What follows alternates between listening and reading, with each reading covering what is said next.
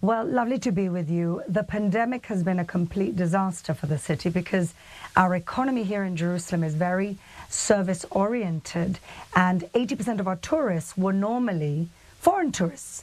We had the peak year before Corona at almost 5 million tourists, and most of the tourists coming to Israel come to Jerusalem. Our brand is very strong as a tourist destination. And so a lot of the small businesses in Jerusalem, even the ones that you don't think are necessarily tourism businesses, but they all are enriched by tourists. And so in the last couple of years, it's been disastrous. I created a crisis municipal committee to talk about tourism, to see how we could help small to medium-sized businesses, to see how we could help mitigate the losses, to see how we could encourage local tourism who also couldn't leave the country. Right. And so we've done as much as we can to keep people's head above water. But really, it's been terrible. And we're so happy and we're so hopeful that the opening up of the skies will bring tourists back to Jerusalem. Of course. So talk to us about how Jerusalem has now prepared for this influx of tourists. Well, mainly the hotels have opened again. So many of the hotels in our city closed because they just couldn't afford to keep it open. They were losing money every month. And so now hotels are preparing to be open. There are certain hotels that stayed open the whole time. The big hotels, the more luxury hotels, the smaller hotels are opening up more. The business hotels are now opening up more. And so everybody's preparing. Of course, people have brought back their staff, not exactly to 100% of the staff because we don't know what's going to happen. There's still a lot of insecurity in terms of people booking their tickets and groups coming.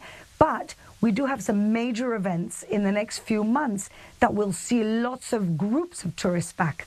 We have conferences, we have a flag football league coming, we have the Miss Universe contest, which is going to be coming to Eilat, and we'll also do a few days of tourism in Jerusalem. And so we have these milestones that we're very excited will bring mass tourism back, but we're still not there, and it's going to take a few months to see things getting back into the rhythm of things. Right, and I imagine that you're already seeing a rise in bookings take place right now, but of course people are still also even learning about the fact that Israel's back open again.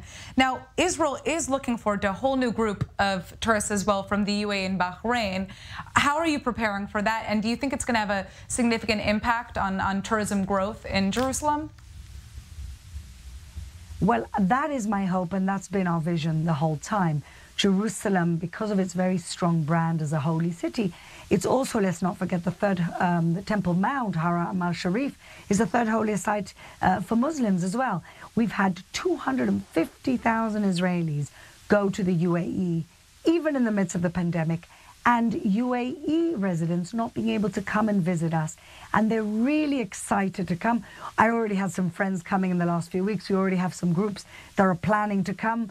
We have cultural events together. We're going to be having a group of artists coming, for example, for the Jerusalem Biennale, which is our art festival. So we're seeing the rhythm picking up. And I, of course, my hope is that we're going to be seeing 250,000 tourists a year from the Gulf, and in Jerusalem, which is going to be the main city they're going to be visiting, is going to be very exciting, preparing ourselves for a new type of tourists, which is the Muslim pilgrim, the Muslim tourist from the Gulf. And we are preparing ourselves. We are getting, we're getting hotels into the rhythm of that and what it will take. Of course, the service industry is very advanced in the UAE, and we need to, pull our socks up and get ready. All right, well, very exciting news still. Now that our borders are open, I'd like to thank you so much for joining us, and good luck. Thank you.